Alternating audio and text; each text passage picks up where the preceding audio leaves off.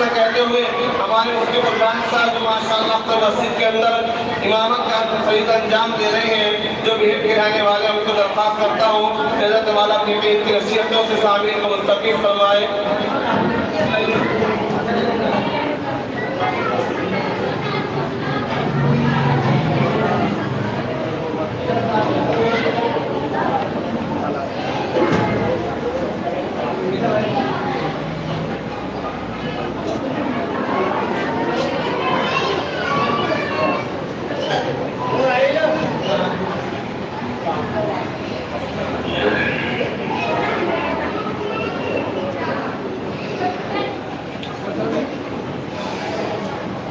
السلام علیکم ورحمۃ اللہ وبرکاتہ۔ نحمده ونصلي على رسوله الكريم اما بعد اعوذ باللہ من الشیطان الرجیم بسم اللہ الرحمن الرحیم۔ قال اللہ تبارک وتعالى في القرآن المجید والفرقان الحمید سنقرئك فلا تنسى في مقام آخر۔ قال الله تبارك وتعالى في القرآن المجيد إنا نحن نزلنا الذكر وإنا له لحافظون۔ صدق الله العظيم۔ وقال النبي صلى الله عليه وسلم خيركم من تعلم القرآن وعلمه أو كما قال عليه الصلاة والسلام۔ میرے محترم بزرگوں عزیز ساتھیوں، اللہ رب العزت کا بے انتہا فضل و احسان کہ اللہ تبارک و تعالیٰ نے ہمیں یہ نورانی محفل عطا فرمائی ہے۔ قرآن کریم یہ کھلا ہوا معجزہ ہے۔ جتنی بھی آسمانی کتابیں ہیں ان سب کتابوں کے اندر کچھ نہ کچھ تحریر ہوئی، لیکن قرآن کریم یہ ایسی کتاب ہے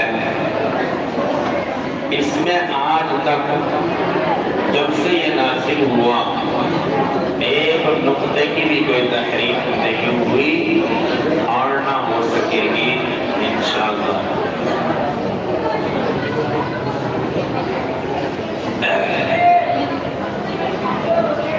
آپ حضرات سنجیدگی کے ساتھ سماعت فرما لیں، صرف 2 باتیں عرض کر لیں، اس کے بعد انشاءاللہ دعا ہو جائے گی۔ کیونکہ یہ محفل کوئی شادی بیاہ کی محفل نہیں ہے، یہ تو ایک محفل قرآن کریم کی محفل ہے۔ اس میں اجر و ثواب ہے۔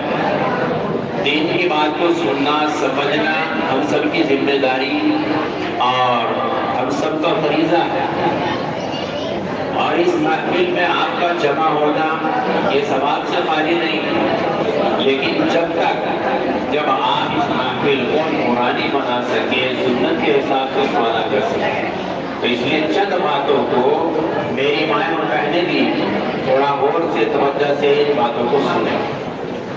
بچے کے کردار کے اندر 2 ہی چیزیں ایسی ہوتی ہیں جو بچے کو اچھا بنا سکتی ہیں، یعنی کہ 2 ہی آدمیوں کا اس کے اندر رول ہوتا ہے، بچے کے والدین اور بچے کا استاد۔ سب سے پہلا جو مدرسہ ہوتا ہے وہ بچے کے والدین ہوتے ہیں، اس کی ماں ہوتی ہے، اور اس کے بعد جو دوسری سیڑھی بچہ چڑھتا ہے وہ اس بچے کا استاد ہوتا ہے۔ بچے کو کامیاب کرنے کے لیے ان 2 ہی شخصیتوں کی اس کے اندر وحدت ہوتی ہے۔ اگر یہ بچے کو اچھی طریقے سے اس کے مستقبل کو سمجھتے ہوئے اچھی تعلیم دیتے ہیں تو ان کو دنیا میں بھی اللہ عزت دیتے ہیں اور آخرت میں بھی اللہ چمکائیں گے۔ حافظ قرآن کے تعلق سے حدیث میں یہ آیا ہے کہ کل قیامت کے دن حافظ قرآن کو تو تاج پہنایا ہی جائے گا، لیکن اس کے والدین کو بھی جوڑا پہنایا جائے گا، اور حافظ قرآن کی روشنی قیامت میں اتنی بڑھی ہوئی روشنی ہوگی سورج سے بھی زیادہ. آپ سورج دیکھ رہے ہیں کہ سورج کی کتنی بڑی ہوئی روشنی ہے, ساری دنیا روشن ہے, اس سورج سے بھی زیادہ روشنی اس ایک حافظ قرآن کی ہوگی.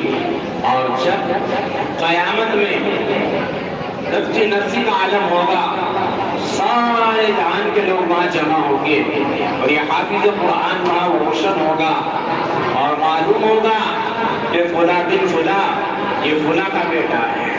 یہ کون ہے؟ اس کا کیا عمل تھا کہ اس نے اللہ کے کلام کو حفظ کیا. اس حفظ کرنے کی بدولت ہم نے اس کو تو نوازا ہی, ہم نے اس کے والدین کو بھی نواز دیا. تو اس لیے میں یہ عرض کروں گا اور یہ درخواست کروں گا آپ سب سے, اپنے بچوں کو پڑھائیں, اپنے دوسری چیزوں میں کمی کر لیں, اپنے کھانے کے اندر کمی کر لیں, اپنے پہننے کے اندر کمی کر لیں, لیکن اپنے بچوں کو خصوصاً آج کے اس دور کے اندر ان پڑھ بالکل نہ رکھیں. قرآن کی تعلیم سیکھنا ہر مسلمان مرد و عورت پر اتنی, جس سے اس کو یہ حلال اور حرام کا علم ہو جائے, اس کی نماز صحیح ہو جائے, فرض ہے. پورے قرآن کریم کو حفظ کرنا فرض کفایہ, اور اتنی تعلیم حاصل کرنا جس سے اس کو اپنے دین پر چلنا آسان ہو جائے, اپنے دین کو سمجھ سکے, چاہے اس میں مرد ہو چاہے عورت ہو, اس کو سیکھنا اتنا علم فرض ہے. آج ہم نے اپنے بچوں کو دینی تعلیم سے دور کر دیا. اب منع نہیں کرتے, دنیا کی تعلیم بھی پڑھائی جائے, اپنے بچوں کو دنیا کی تعلیم کے اندر بھی آگے کیا جائے, لیکن سب سے پہلے ہماری اپنی تعلیم ضروری ہے. کہ جب بچہ الف پڑھتا ہے اور اس کے والد کا اگر انتقال ہوا ہے تو اس کی قبر روشن ہو جاتی ہے. اتنی بڑی برکت اس صرف ایک الف کے پڑھنے کی ہے, اس ایک صرف بسم اللہ کے پڑھنے کی ہے. تو جو قرآن کریم کو پڑھے گا اللہ اسے دنیا میں بھی روشن کرے گا اور آخرت میں بھی روشن کرے گا. آپ حضرات بیٹھ جائیں کرسی میں, بیٹھ کر کے بات کو سنیں, بیٹھ جائیں. پنکھے لگے ہوئے ہیں, اطمینان اور سکون سے بیٹھ جائیں. اس کے بعد انشاءاللہ دعا ہوگی, کوئی لمبا چھوڑا پروگرام نہیں. یہ اللہ کے لیے آپ حاضر ہوئے یہاں, یہ قرآن کریم کے مکمل ہونے کی جو مجلس ہے اس پر آپ حاضر ہوئے ہیں. اللہ آپ کے اور ہم سب کے اس مجلس میں جمع ہونے کو قبول کرے. تو گھر کے اندر دینی ماحول کا بنانا بہت ضروری ہے, اور اس میں سب سے زیادہ جو رول ہوتا ہے وہ ماں کا ہوتا ہے. ایک چھوٹا سا قصہ سنا دوں میں آپ کو. ایک گھر کے اندر ایک بچہ پیدا ہوا. پیدا ہونے کے بعد وہ بچہ اپنے والد کے ساتھ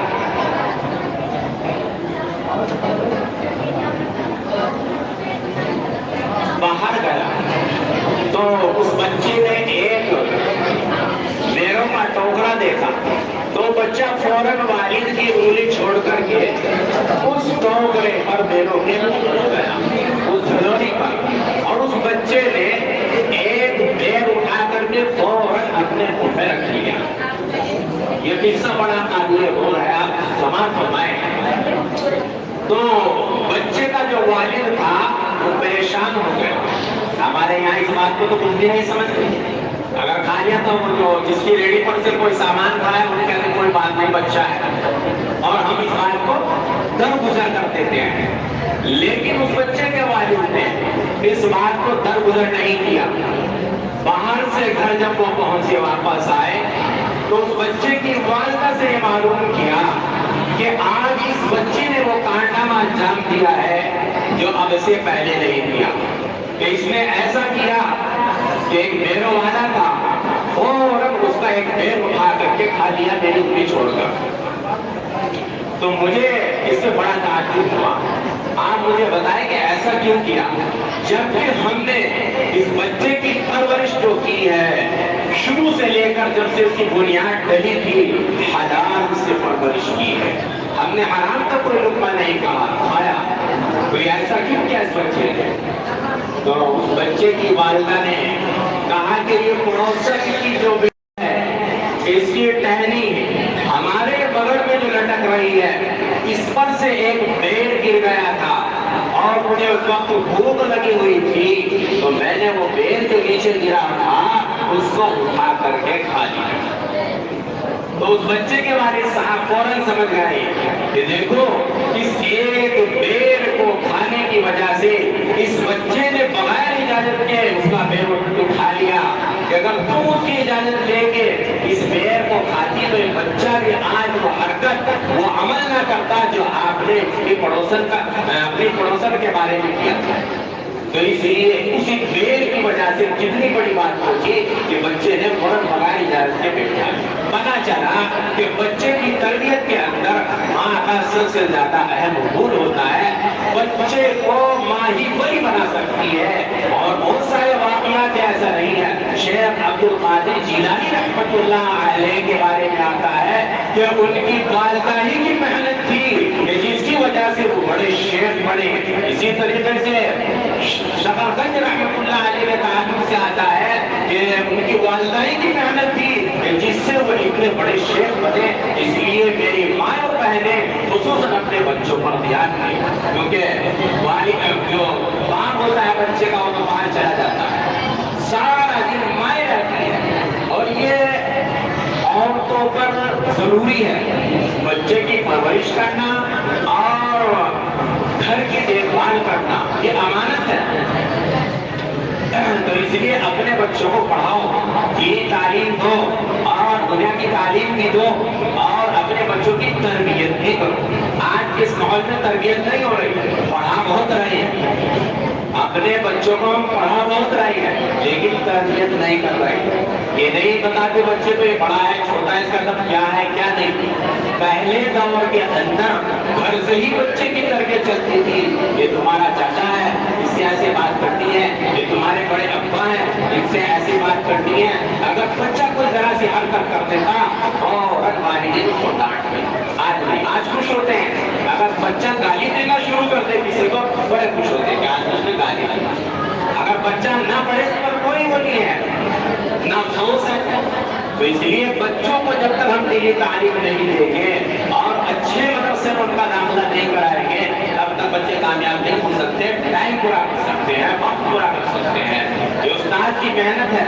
حضرت مفتی ہارون صاحب نے اتنی محنتوں سے اس بچے کو پڑھایا، اتنی محنت لگتی ہے، ایک دو دن میں نہیں حافظ ہو جاتا، کم از کم 2-2.5 سال لگتے ہیں، 3 سال تک نوبت پہنچ جاتی ہے اور بچہ والد بچے کے ایک حرف کو سنتا ہے، ایک زبر کہیں غلط نہ ہوتا ہے، ایک پیش کہیں غلط نہ پڑتے، اور آنے قریب تو ایسی دل جدی کے ساتھ چھوڑتا ہے بچے کا، اس کو آگے تک سکھا دکھاتا ہے اور استاد کا ہوتا ہے۔ والدین کی رول یہ ہے کہ والدین اس کو اپنے گھر سے بھیجیں، اس کو ٹائم پر مدد سے بھیجیں اور اس کو پڑھانے میں جو تعاون ہو سکے وہ کرے۔ اور استاد کی یہ محنت ہے کہ وہ جب بچہ حاضر ہوتا ہے اس کا وقت ضائع، آپ کو خود پتا چل رہا ہے۔ ماشاءاللہ کسی دن پروگرام ہوا ہو، اس سے قبل 2 پروگرام ہوئے ہیں، تو یہ محنت ہی تو ہے کہ کتنی محنت بچے پر کر رہے ہیں اور جو سچ ہو سب خود اپنا بھی برداشت کرتے ہیں۔ سالانہ جلسے میری حاضری ہوئی اس دوا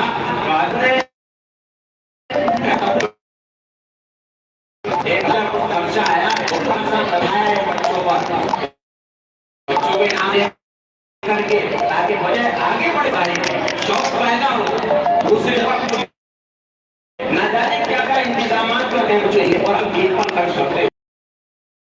ہماری کامیابی ہے اور آخرت میں بھی کامیابی ہے اور غیر لوگ اپنے دوسرے چیزوں کو خرچ کرتے ہیں۔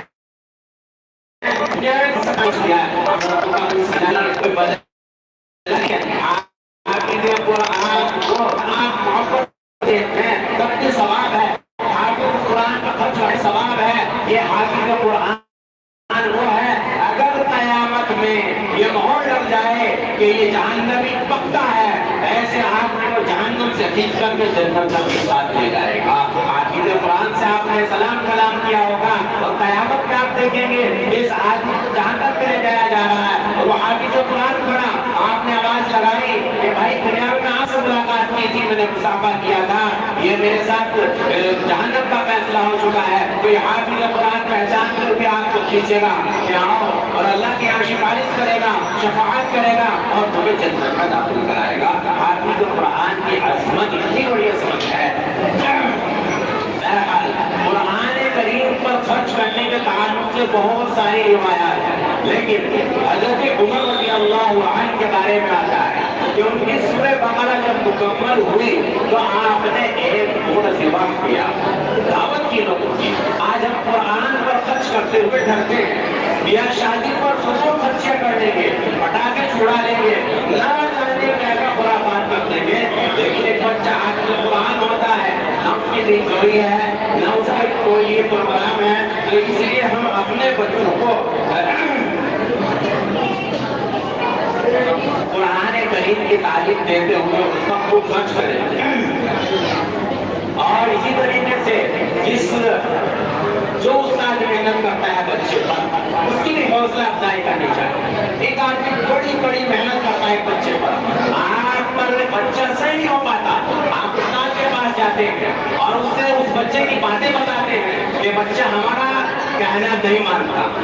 ایک استاد ایک ایسا ہے جو 100 بچوں پر بھاری ہے, اور ایک گھر میں 2 بچے ہوں اور 2 ماں باپ ہوں, پر وہ 2 بچے نہیں سمجھ پاتے. بتاؤ, تو اس میں محنت کتنی زیادہ ہوئی, استاد کی محنت زیادہ ہوئی. کہ استاد ایسا استاد ہوتا ہے کہ بچے کو لے کر کے اس کی چھوٹی سی زندگی سے اور آخرت تک کا راستہ دکھاتا ہے, جو ہمارے لیے اصل ہے کہ آخرت کا راستہ ہمارے لیے بڑا ہی اصل راستہ ہے.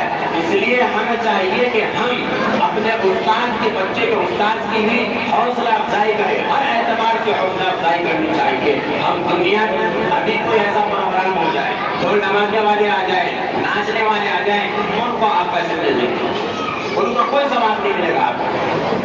لیکن آپ نے کوئی خرچہ استاد پر کر دیا, بچے پر کر دیا, یہ آخرت میں بھی آپ کے لیے دکھتی ہے اور دنیا میں بھی دکھتی ہے. ایک حافظ قرآن کے تعلق سے آتا ہے, جو آدمی پڑھ رہا ہو اس کے پاؤں کے نیچے فرشتے اپنے پر بچھاتے ہیں, اس کے پاؤں کے نیچے فرشتے اپنے پر بچھاتے ہیں. جب تک بچے کا نام تھا کہ صرف ایک نام تھا اس کا راہب, لیکن جب اس نے قرآن پاک مکمل کیا اس کے ساتھ ایک صفت جڑ گئی, حافظ محمد راہب. بتاؤ کتنی بڑی صفت ہے. دنیا کی جتنی کتابیں ہیں یہ قرآن کا معجزہ ہے. دنیا کی جتنی بھی کتابیں ہیں وہ حفظ نہیں ہو سکتی. قرآن ہی کا صرف ایسا معجزہ ہے کہ یہی نہیں ہوگا. سنقرئک فلا تنسى ولقد يسرنا القرآن للذكر فهل من مدكر. اللہ نے قرآن میں فرما دیا کہ ہم نے آپ کے لیے اس قرآن کو آسان کر دیا, آپ پڑھیں ہم آپ کو یاد کرائیں گے. اللہ یاد کراتا ہے. آپ دیکھیے حافظ قرآن بلا تنہا رمضان کی تراویح کے اندر پورا قرآن سنا دیتا ہے. آپ اتنی سعادت کی بات ہے. حضرات فقہاء نے لکھا ہے کہ اگر کوئی بھی حفظ نہ کرے, حفظ کرنا چھوڑ دے, تو پوری بستی کے لوگ یا پورے اس محلے کے لوگ یا اسی طریقے سے پورے گاؤں اور بستی والے انہیں کہا اس بستی کے اندر اس محلے کے اندر ایک حافظ کا ہونا ضروری ہے جو آپ کو صحیح راستہ دکھائے گا. اور دیکھ لیجیے کہ قرآن چاہے آپ سمجھ کر پڑھیں اور چاہے پہ سمجھے پڑھیں اس پر ثواب. ایک حافظ ہوا خالص, صرف حافظ, لیکن وہ قرآن کریم کو اس کے الفاظ کو رٹ کر کے پڑھتا ہے, اس کو پتہ نہیں کہ الحمد کا معنی کیا ہے, الف لام میم کا معنی کیا ہے, تو وہ اس رٹے رٹے الفاظ کو جب پڑھتا ہے اللہ بڑی عرض دیتے ہیں, ثواب دیتے ہیں. اور ایک آدمی سمجھ کر کے پڑھ لے اس پر بھی ثواب ہے, اجر و ثواب بہت زیادہ ہے. تو قرآن کریم کا یہ مطالبہ ہے ہم سے کہ ہر قرآن کو سمجھ کر پڑھیں. قرآن کہتا ہے افلا تتدبرون, میں غور و فکر کرتا ہوں. آپ خود بھی تو سمجھے کہ ہماری قرآن, ہماری کتاب حد سے کیا کہتے ہیں. یہ ہمیں صرف کسی مجبوری میں پڑھنے کے لیے نہیں دی گئی قرآن, کہ کوئی انتقال کو اس کے لیے پڑھنے کے لیے نہیں دی گئی.